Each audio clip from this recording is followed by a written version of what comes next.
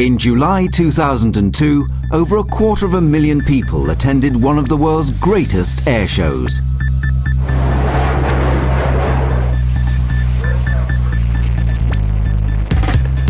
Farnborough 2002.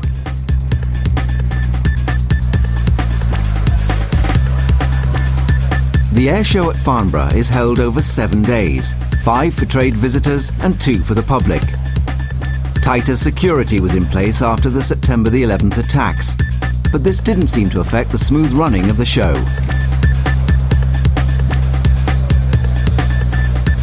The scale of the event was staggering.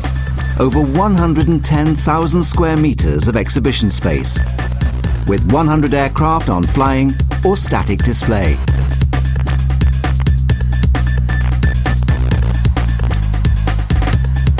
Although the exhibition stands were busy, the real entertaining was done in the corporate chalets on the hill.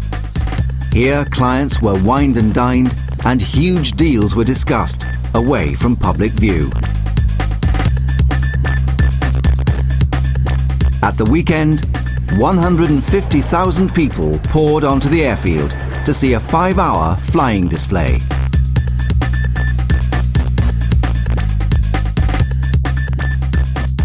There were no Sukhoi or MiG jets flying at the show, due to a dispute between a Swiss company, Noga, and the Russian government, which resulted in attempted seizures of Russian defense hardware.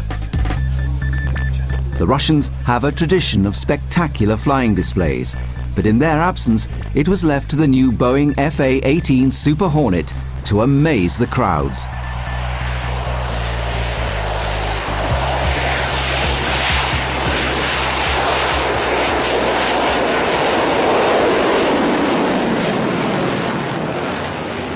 The Super Hornet is a 21st century development of a classic fighter attack aircraft.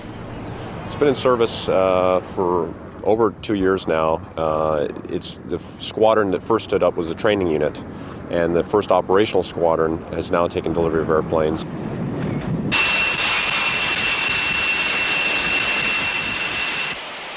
Although it looks very similar to the F-18CD model, it is in many regards the next generation airplane.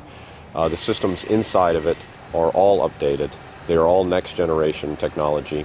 And so this airplane is ready right now to carry the full complement of air-to-air and air-to-ground weapons, and in particular all of the smart weapons and how those smart weapons integrate with the rest of the airplane systems. The Super Hornet display was designed with a specific purpose in mind. All of the airshow maneuvers that you see in the show have been picked for their tactical relevance to the educated buyer and the military audience, and obviously the fighter pilots that would fly the airplane. What we try to show them are maneuvers that are purely tactical relevant, that separate this airplane from all the others. And for that reason, to the casual observer, you won't see us do a loop or a roll or even a 4-point hesitation roll or even an inverted pass for that matter. All of these maneuvers are picked because of their tactical relevance.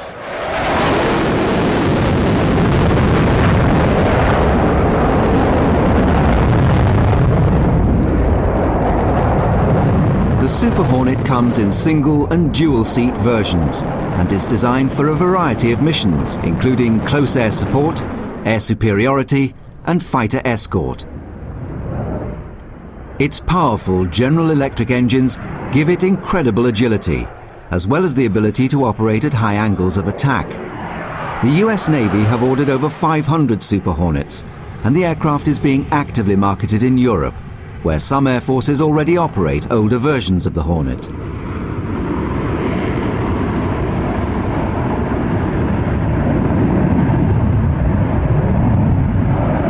For many people, the Super Hornet display was the star of Farnborough, but it faced some stiff competition from other fighters at the show.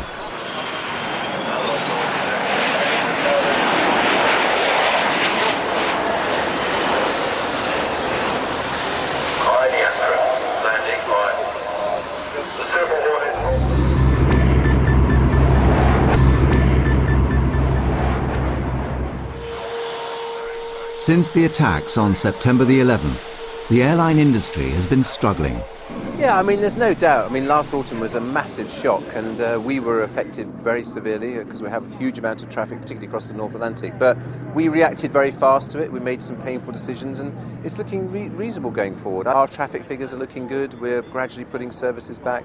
We've announced additional services to New York and Washington recently. So quietly confident, but just keeping a very careful watching eye on what's going on with the markets. As if to highlight the increasing optimism in the industry, European company Airbus proudly showed off the launch customer for its new A340-600 aircraft.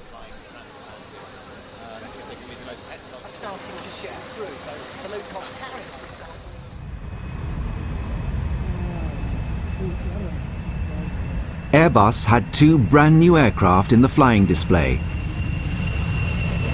including the A318.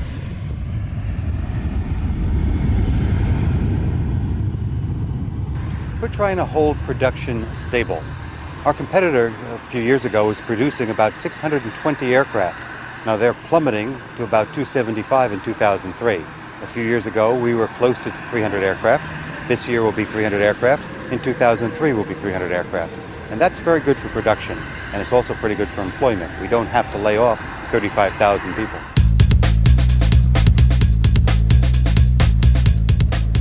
The 107-seat A318 is the smallest member of the Airbus family. Its first flight was January 2002, and it will enter passenger service in mid-2003. Well, we built airplanes from a clean sheet of paper. 32 years ago, in December of 1970, you could have gone to a conference room in Paris where the protocols to start Airbus industry were signed between the French and the Germans. Well, they had, in addition to a bottle of champagne, they had a lot of high hopes and a clean sheet of paper. You could have flown to that conference in a 747. You could have flown around Europe in a 737. Both were in revenue passenger service at that point in time. Our clean sheet of paper meant that we've got all new aircraft for the 21st century. Within a few years, the British and the Spanish had joined the Airbus consortium. European cooperation was seen as the only way to compete with the giant US manufacturers. Airbus's first clean sheet design, the A300B, first took to the skies in October 1972. It would mark the beginning of the end for American dominance in the airliner marketplace.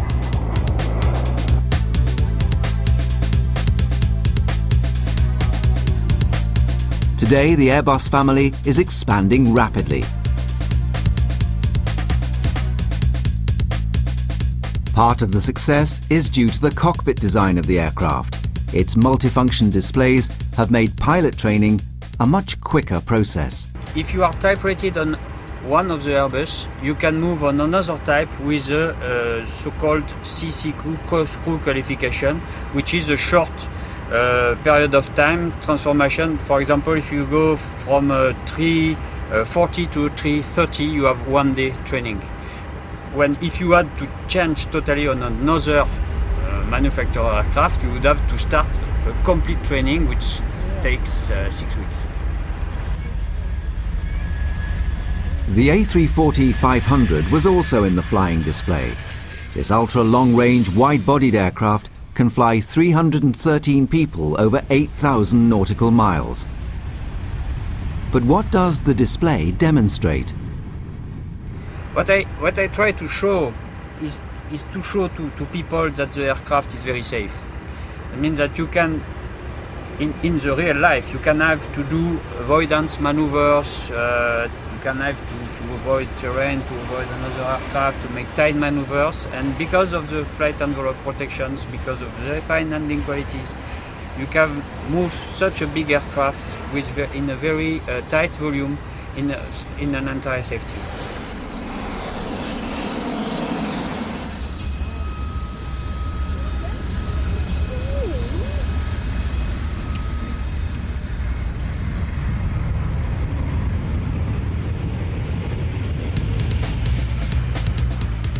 The next member of the Airbus family due to enter service in 2006 is the revolutionary twin-deck A380, which will carry a massive 555 passengers. Well, I like to call the A380 the green giant. It consumes less fuel than a 747-400, despite the fact that it's got more passengers, but it has a noise footprint that's half as noisy as a 747-400, despite the fact that it's got a third more passengers on board. Now that's environmental friendliness. The A380's cabin will have unprecedented levels of space and comfort. There will also be other benefits to airlines. Well, one of our perennial issues is the fact that we find it very difficult to grow at the airports in the UK, particularly at Heathrow, and therefore the A380 is strategically very important for us because we fly some very, very important markets from London, New York, Los Angeles, wherever, and without being able to get hold of more slots, one of the only ways to grow is bigger aircraft. So the 380 will be very, very important for us, and we're excited about that as well.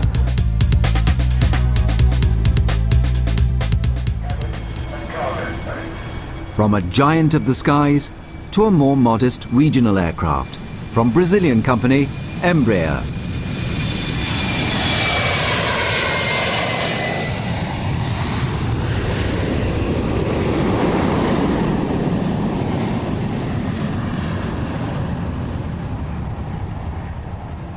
It's a brand new aircraft. It's the 5th prototype of our new family, the Embraer 170-190 family.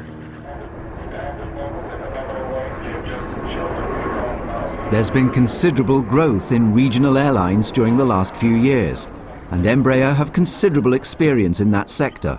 Well, we are specifically developing this airplane for this market, from 70 to 110 seat market.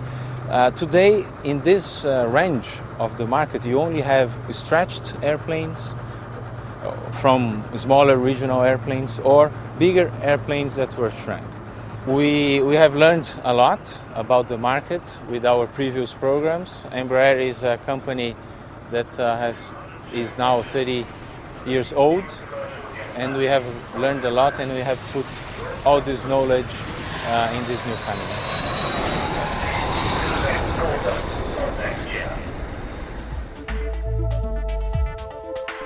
If you're a large corporation, or Bill Gates, and you want the ultimate in business transportation, then a Gulfstream 5 will be on your shopping list. But it's not just pampered executives who need a Gulfstream. Here at Farnborough, we're focusing on our military and government applications of this aircraft.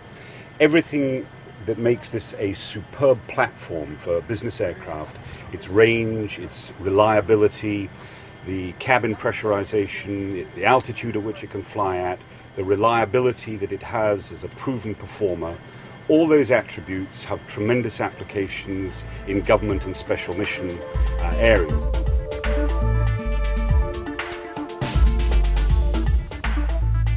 The Gulfstream 5 will also keep you above other air travelers. The airplane's maximum altitude is 51,000 feet. Fully loaded out, it will always go to 41,000 feet for an initial cruise altitude, and by the end of the flight you step climb yourself up to 51,000 feet, at which point it burns extremely low fuel flows.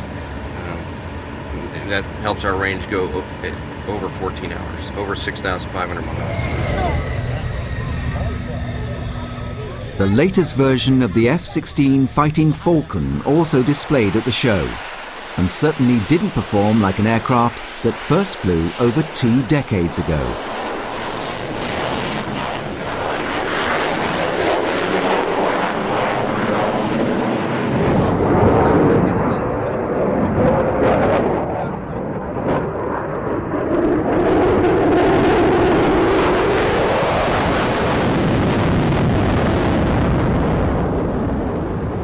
It's a beautiful aircraft. I think back when this aircraft was first designed, which was a number of years ago, it was really a revolutionary design and a big risk by those not only in the Air Force to support it, but by the company engineers who designed it. But that risk really paid off dividends because it's been able to maintain its performance capability and right up there with the top line fighters all these years.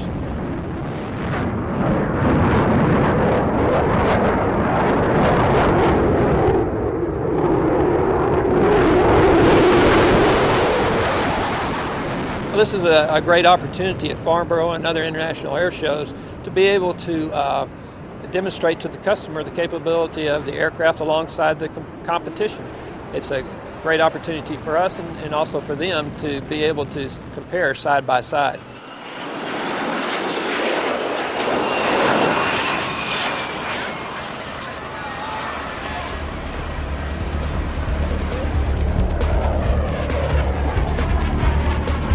The first fifth-generation fighter to enter service is the Saab Gripen.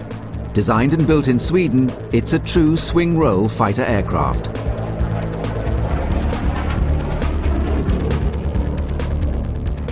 You have an aircraft with a lot of information and a very good man-machine interface. It's very easy to handle the aircraft, it's very easy to handle the system. You have a very high situation awareness together with the data link system. It's easy to fly. It's very low cost to operate the aircraft as well.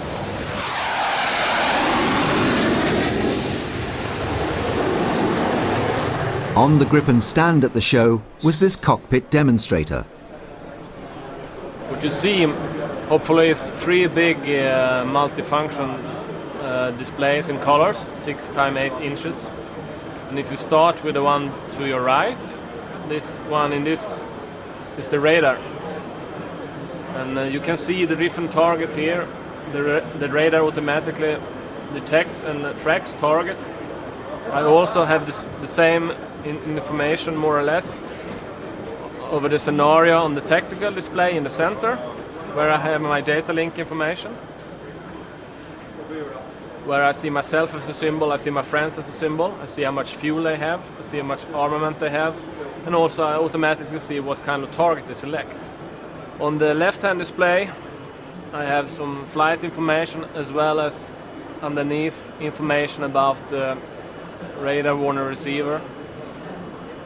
Up in front, I have an up-front controller where I can maneuver the radio, and other stuff. It's like a keyboard to the computer. It's up here, so it's easy for the pilot to fly and operate it at the same time. Of course, we have HOTAS, hands on throttle and stick, meaning that most of the functionalities I need for flying or to maneuver the weapon system or the radar I found here on the throttle and stick. Gripen is competing for sales with Eurofighter Typhoon, but it has the advantage of already being in service. The display aircraft at the show was the latest export version.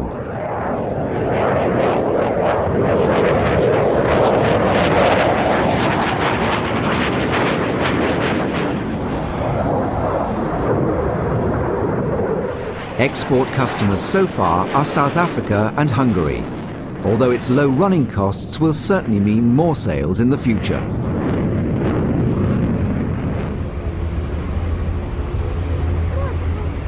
Next-generation fighters need next-generation weapons. Pan-European company MBDA were showing their latest technologies. What we're doing here today, really, we're showing a range of products primarily to fit to the latest generation of fighter aircraft. Storm Shadow is a response initially to the UK's conventionally armed standoff missile requirement. We entered a contract for it in 1996 and are also supplying it under the name Scalp-EG to the French government and to some other European and export customers. It's a missile which essentially is launched from a fast jet.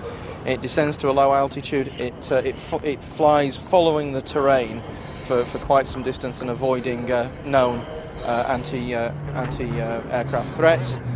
In its final phases, having navigated by GPS and INS, it does what we call a terminal bunt. It turns over, takes a look around for the target to make sure that it's in the right location, and then penetrates the target and detonates inside.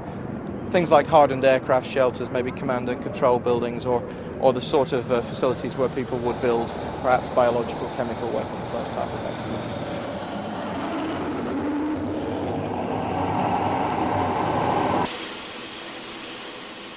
ASRAAM is powered by a very fast rocket and is really designed for short-range combat. I mean, that's the name of it, the Advanced Short-Range Air-to-Air Missile. It's essentially it's when you've got planes merging in a dogfight, what some pilots refer to as the knife fight in the letterbox. Meteor is a very different type of weapon. The aim there is when you have a sophisticated radar, as you do on the Typhoon, and you can actually spot the enemy aircraft before you. That lets you get off what we call a no escape shot before he can actually he can see you and launch his own missiles. So that's more when you're penetrating defended territory for enemy aircraft.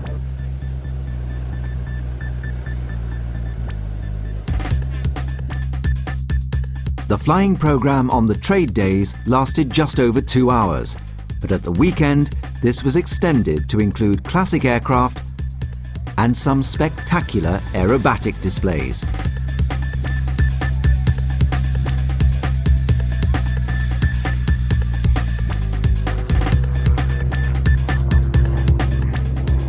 Diana Britton showed off her skills in a CAP 232.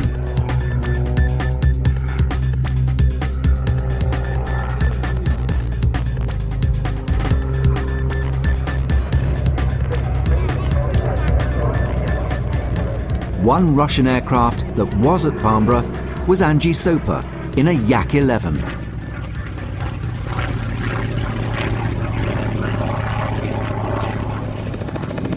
Another was a Sukhoi Su-31 flown by Brigitte de la Salle.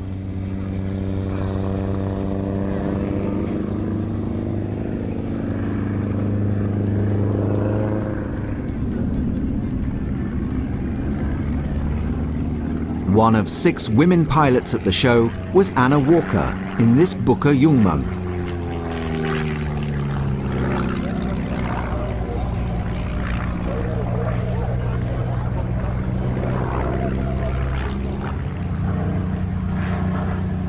Followed by Carolyn Grace in this immaculate 2-seat Spitfire T9.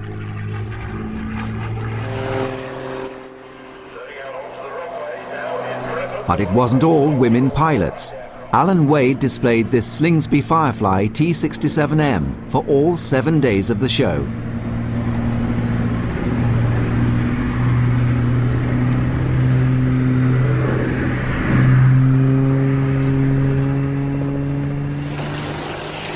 But the ultimate in gravity-defying displays came from Xavier de Lapparent in this Sukhoi Su-26.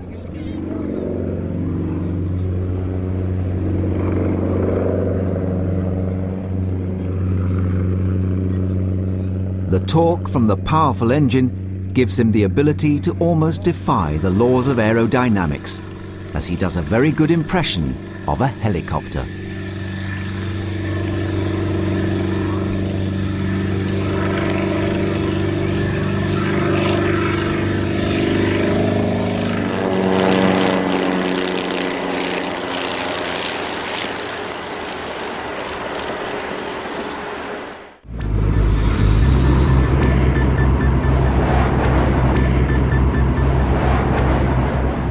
One of the highlights on display at Farnborough 2002 was the RAF's Tornado GR4. This particular show's a real honour, in fact, to do. When I was a kid, I can remember Raymond Baxter and his commentary, and always wanted to go to Farnborough, and to actually display here is a real privilege.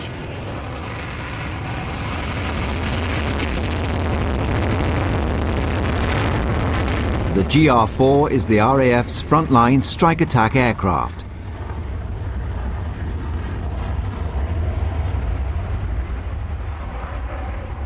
Navigator on the display aircraft is Flight Lieutenant Andrea McCall.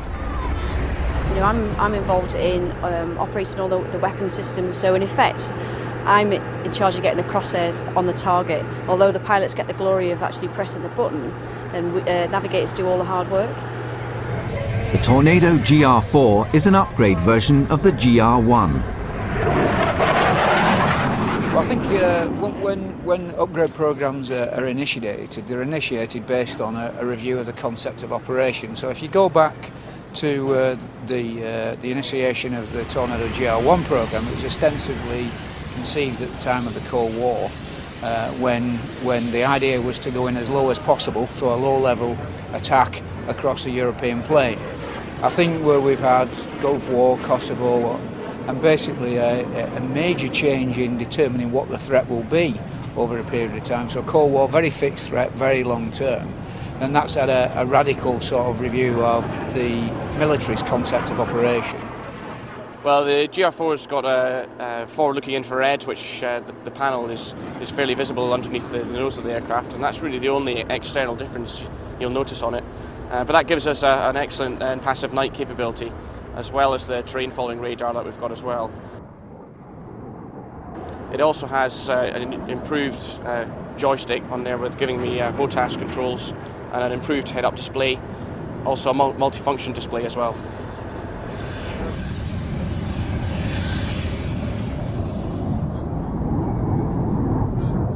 The integration we've got now with laser-guided bombs and the thermal imaging and laser designator pod we have is coming together. But also it's capable of carrying dumb 1,000-pound bombs, cluster bombs, and future weapons such as Brimstone and Storm Shadow.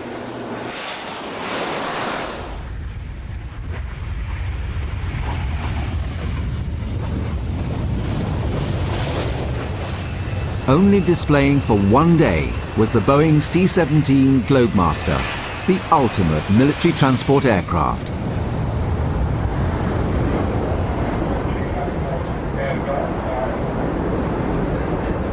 The C-17 is really the only airlifter of its kind in production today anywhere in the world, and it does both the strategic air mission as well as increasingly a tactical theater airdrop mission.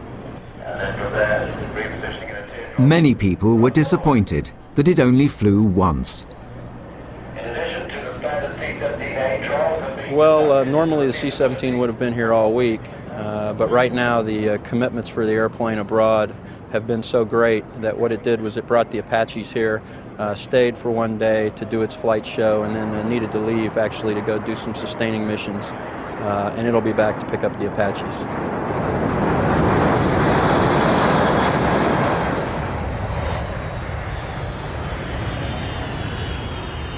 The C-17 has a short field capability, so it can get into and out of airfields with very short runways. It's also recently been operating in the war against terrorism in Afghanistan. Currently, the RAF operate 4 Globemasters.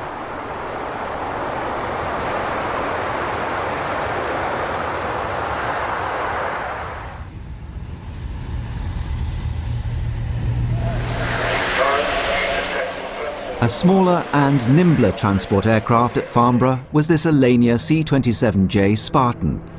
Developed jointly by Lockheed Martin and Alenia Aerospace in Italy, the C-27J is a tactical transport designed for mid-size missions, payloads and budgets.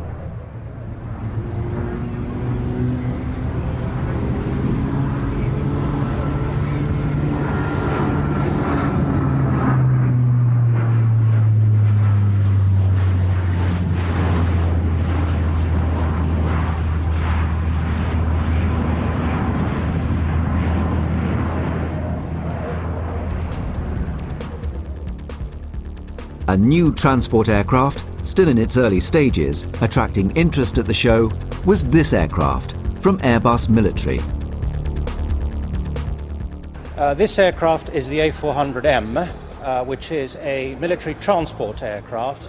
It is an aircraft designed to fit precisely between the smaller C-130, which most people know about, and it is the aircraft that is in service with most of the European air forces, and the much bigger American C-17, which is primarily a strategic transport. This airplane is designed to bridge the gap between the two and fulfill both tactical and strategic roles.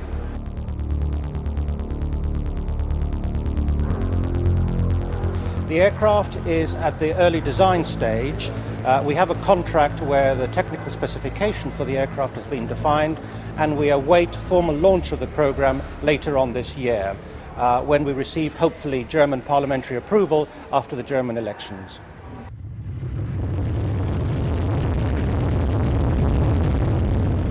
One European aerospace collaboration about to enter service is the Eurofighter Typhoon.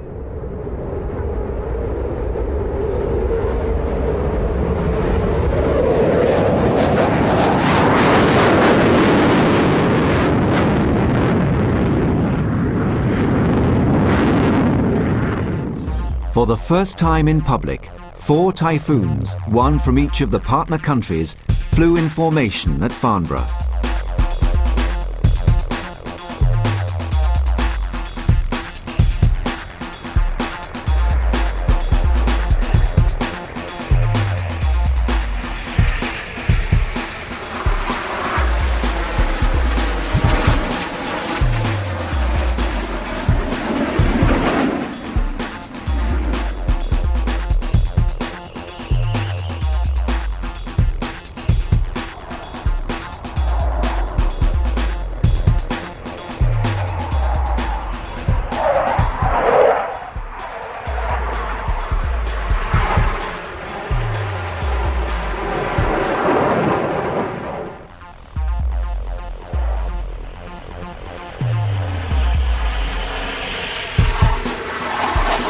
The first instrumented production aircraft, IPA-1, then landed to take part in a naming ceremony to officially mark the adoption of the name Typhoon. This was the first time the public have had a chance to see a Typhoon in RAF markings.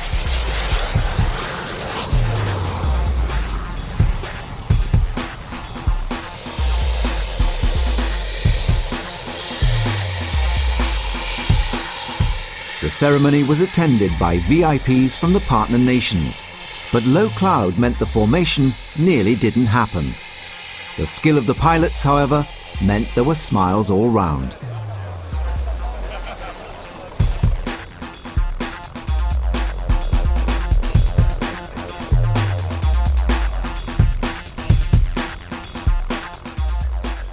It's really exhilarating to be involved in product at this stage. The first production aeroplane with 3 development aeroplanes alongside me. That was quite exhilarating coming here, Farnborough. The presence of the Secretary of State for Defence was testament to the importance of the occasion.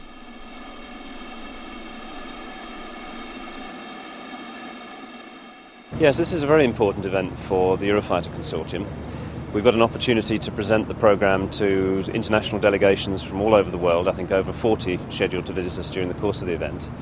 But I think importantly it's also relevant to the tens of thousands of aviation enthusiasts and taxpayers who contribute to programmes of this type. So for us it's a very important event indeed.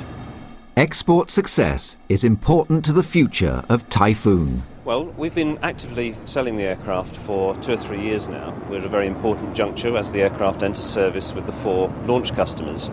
And we've recently had some very good news, and that is that the Austrian government has selected Eurofighter Typhoon for its next generation combat aircraft. That follows a recent decision by the Greek government, some 18 months ago in fact, to also work towards a contract for the product. So it's really giving the export programme a real boost.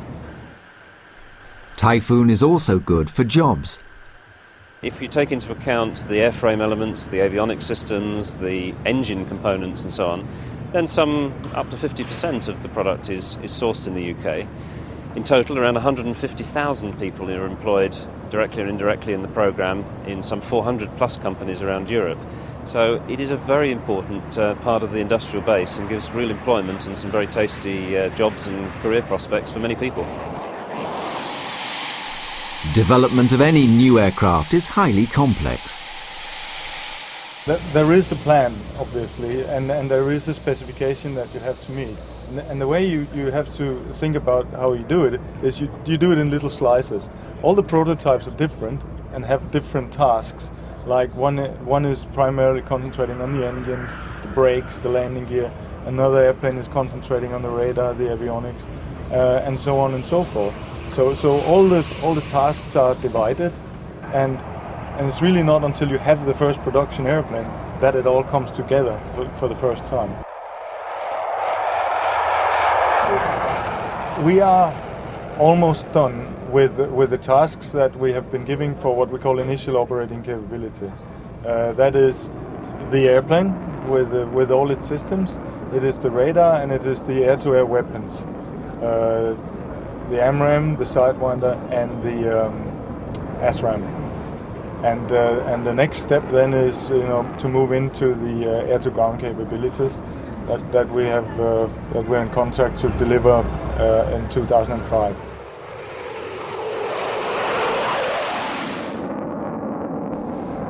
Well, in the modern battlefield, battle space, if you don't know what's going on around you, you're very poorly placed. So situational awareness is the buzzword that serves there.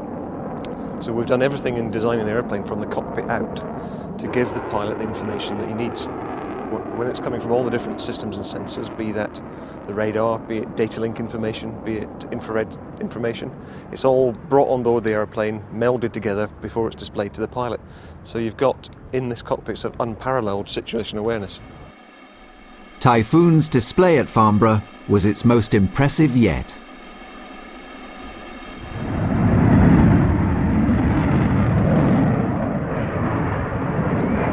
We're fortunate now we've got to a stage with the flight control system where the airplane is effectively carefree, allowing me to fly the airplane as I want without having to worry about any of the limits. That translates into an air display that can show off most of the potential of the airplane. So I've, along with Chris, tried to develop a show that shows the agility of the airplane and also shows the performance of it, where we can get slow, we can fly at high angles of attack, but we can also get fast very quickly. The ability to change our energy level is one of the keys to the capabilities of this airplane. And Typhoon is still not running at full power.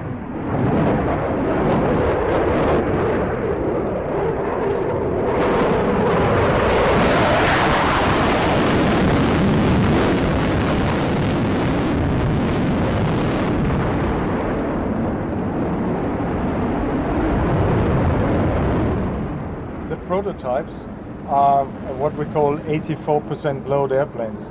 So the production airplane will actually have 15% more performance than what we can show today. But even that said, we can still outmaneuver all the other airplanes that are here, even with that prototype airplane.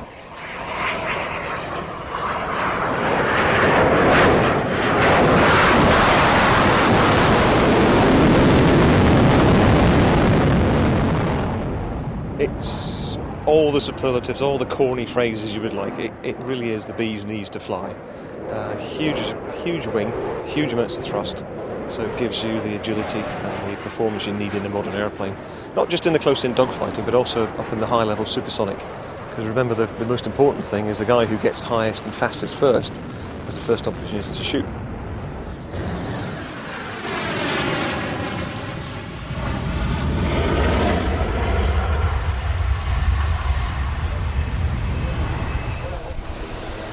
A brand new aircraft on static display was this Pilatus PC-21.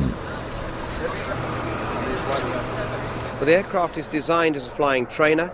It is designed to satisfy a requirement that we see which moves away from specific pilot as handler to pilot as manager. So the aircraft, although is suitable for basic flying training, very suitable for basic flying training, is pitched in at the advanced flying training and some elements of fighter lead-in training as well, but with a focus and emphasis on mission management.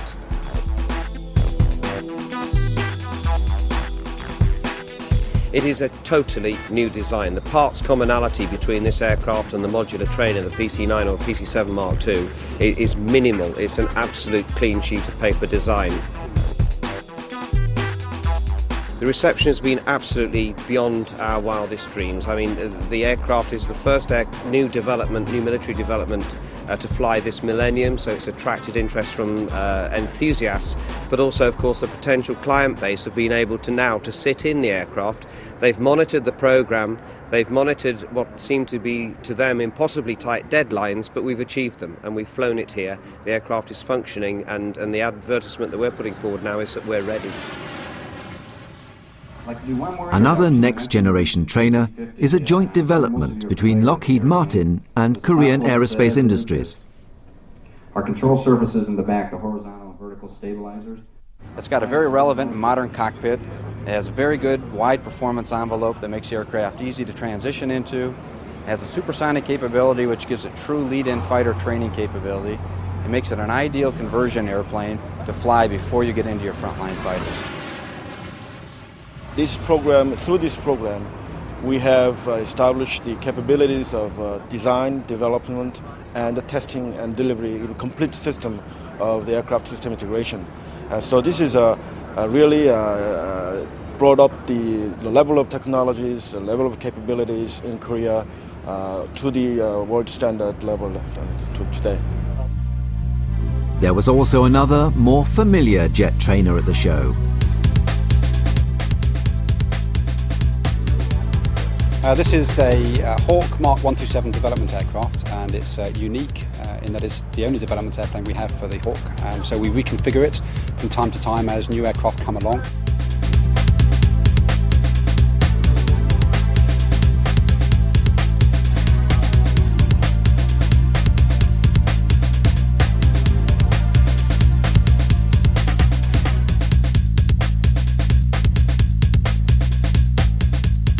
Where the student would sit in a typical training sortie, and as you can see there's quite advanced avionics in the cockpit here with 3 multi-function displays and a data entry panel to interface with the aircraft, hands-on throttle and stick control, so there's plenty of switches around, and a very nice head-up display.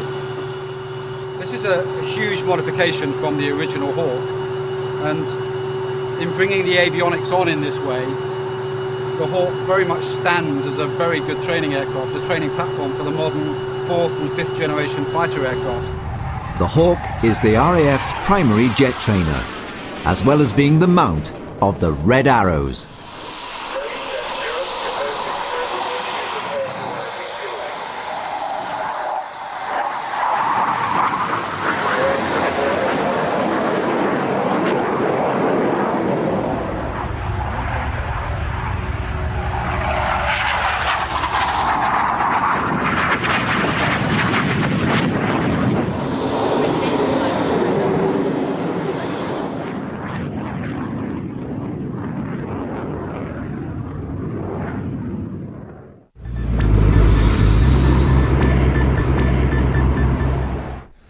At Farnborough 2002, Flight Lieutenant Tony Cann took the Harrier GR7 through its paces. Just over a week later, this particular aircraft had a problem during a display at Lowestoft and crashed into the sea. Fortunately, Tony Cann ejected and sustained only slight injuries.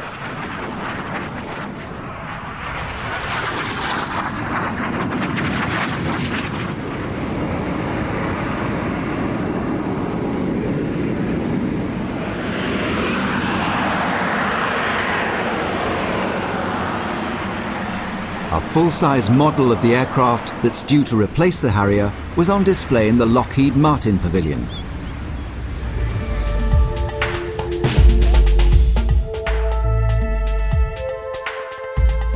This is a Joint Strike Fighter, now referred to as the F-35, which represents a family of airplanes that's being developed for the U.S. Air Force, the U.S. Navy, U.S. Marine Corps, and the Joint Harrier Fleet of the Royal Air Force, Royal Navy. This program and this invitation, so to speak, for allied countries to participate is a new model for the United States. Historically, we've developed the airplane and tested it and operated in our armed forces and then made it available for sale to other countries. This is the first time the U.S. has actually invited allied countries to participate in the engineering and the manufacturing of U.S. airplanes. The first deliveries of these airplanes from an operational perspective are scheduled in 2008. We actually will deliver 22 airplanes for the test program before that, we'll actually have our first flight in 2005.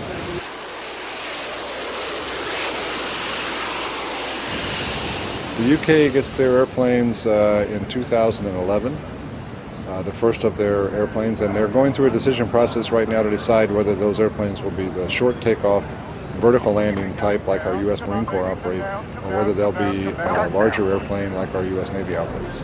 Yes, beautiful. No problems at all. The decision the government makes will impact on the type of aircraft carrier that's built from which these new aircraft will operate. Buying the US Navy version would mean that the 2 future carriers that are currently at the design stage would have to be much larger.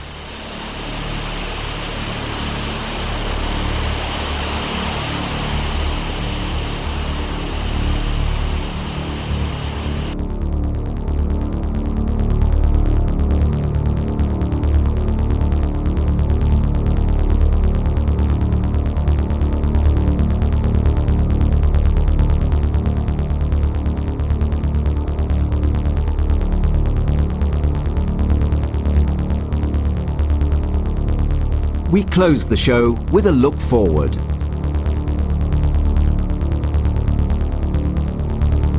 Aircraft in the future are being designed to operate without pilots. And you're clear for the XL to 1.2. UAVs, or unmanned aerial vehicles, are entering service right now. This is an RQ-1 Predator. It's used for reconnaissance and surveillance. We actually control it from the ground. It does not operate autonomously.